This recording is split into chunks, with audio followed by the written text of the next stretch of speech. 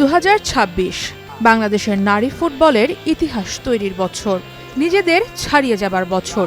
গত এক দশকে দক্ষিণ এশিয়ায় রাজ করা ঋতুপর্ণাদের সামনে বিশ্বকাপে হাতছানি দেওয়ার বছর।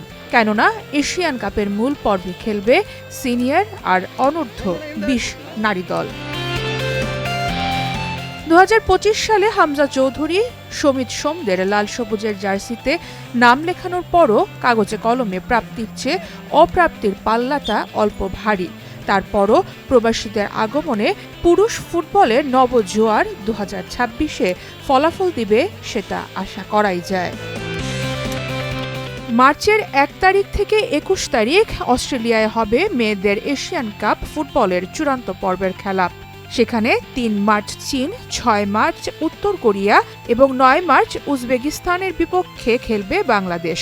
হামজা চৌধুরী, সমিত সোমদের জন্য এশিয়ান কাপ বাছাইয়ের শেষ ম্যাচ আছে 31 মার্চ সিঙ্গাপুরে।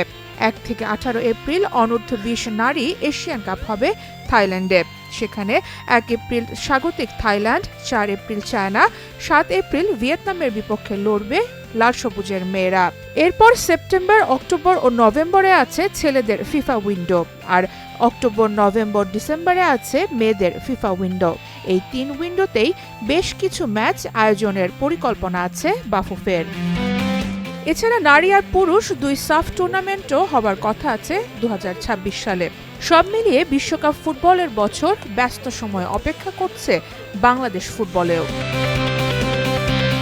সারা মাহবুব, স্টার নিউজ।